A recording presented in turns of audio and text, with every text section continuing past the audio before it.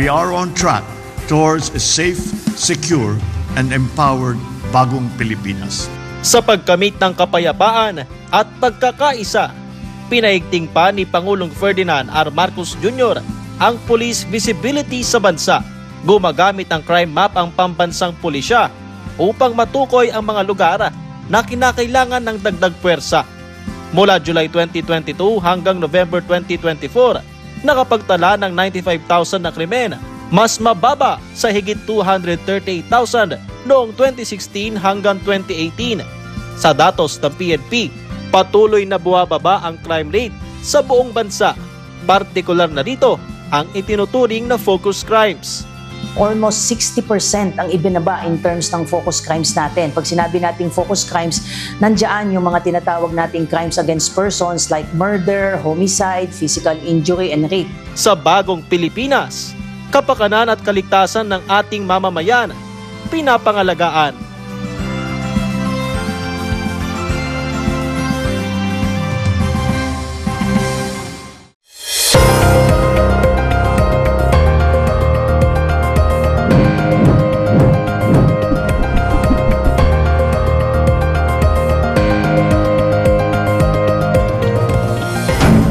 Sa Kongreso, nagsisimula ang tunay na pagbabago. Mula sa mga bago at panukalang batas, makabuluhang pulisiya at agarang pagtugon sa mga isyong kinakaharap ng bawat Pilipino. Ihahatid namin ang kwento ng pag-asa at pagkakaisa. Tumutok sa Congress News ang boses ng lehislatura para sa mas maunlad na bayan. Panoorin tuwing Lunes hanggang Huwebes, alas 5:30 hanggang alas 6 ng gabi. Dito lamang sa Congress TV at IBC 13. Mapapanood din kami online sa aming social media pages.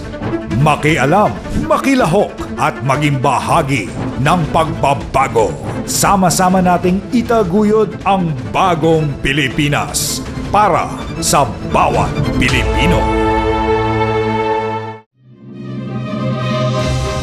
Maiinit at mahahalagang issue.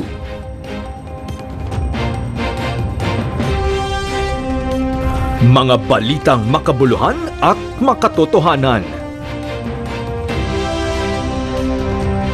Tututukan mula Lunes hanggang Biyernes. Tutok 13, alas 4 ng hapon. Dito sa IBC 13.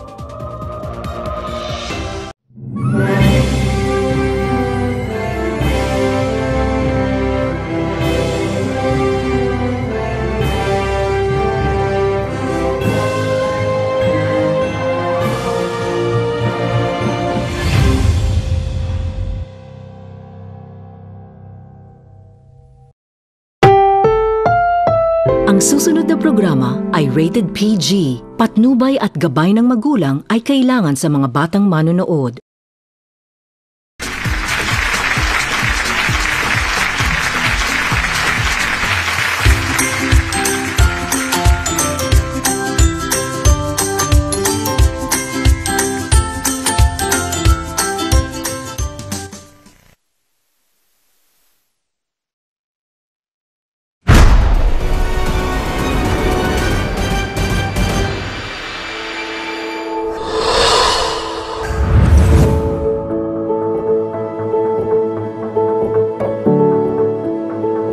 Noong September 14, we have turned over the operations and maintenance of Manila International Airport to San Miguel Corporation. No?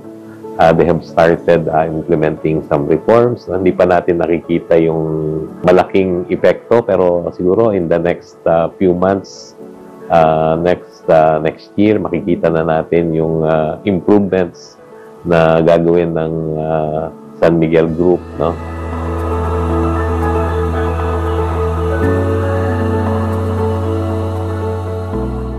After more than 30 years, the comprehensive modernization of Manila International Airport in partnership with the private sector finally is taking off. So let us roll up our sleeves. Let us be reminded that the bottom line of the Manila International Airport's resurgence is not what it will bring to the coffers of government, but the comfort it will bring to its passengers.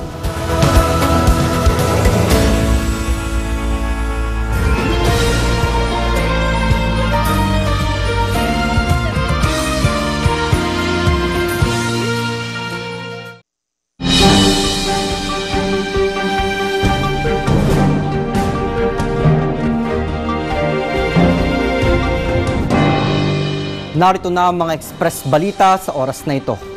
Nagpasalamat ang mga kongresista sa pagkilala ng Pangulo sa sariling kapangyarihan ng Kongreso para tumugon sa mga natanggap nilang impeachment complaints laban kay Vice President Sara Duterte. Sa isang press conference kasi, mismong sinabi ng Pangulo na ito ay constitutional mandate ng Kamara, pati na rin ang Senado. Sinagundahan din naman ng mga mababatas ang pahayag ng Pangulo na walang kinalaman ng Malacanang o ang hanay ng executive branch tungkol sa pag-usad ng impeachment case laban mula sa Kamara. Ayon pa kay Deputy Speaker David J.J. Suarez, hindi rin nga nagmula sa koalisyon ng Pangulo ang mga nagsulong ng impeachment. Sa ibang balita, good news naman po sa mga motorista dahil maaasahan sa susunod na linggo ang panibagong rollback sa presyo ng lahat ng petrolyo. Ayon mismo yan sa pagtaya ng Department of Energy. Mula sa 20 centavos hanggang 50 centavos ang inaasahang rollback sa kada litro ng diesel, habang 20 centavos hanggang 25 centavos naman para sa kada litro ng presyo ng kerosene. At 30 centavos na rollback o kaya naman ay walang magiging paggalaw sa kada litro ng presyo ng gasolina. At yan po ang mga express balitang aming nakalap sa oras na ito. Abangan iba pang malalaking balita mamayang alas 3 ng hapon. Ako po si Rowan Yuen ng IBC News. Magandang gabi.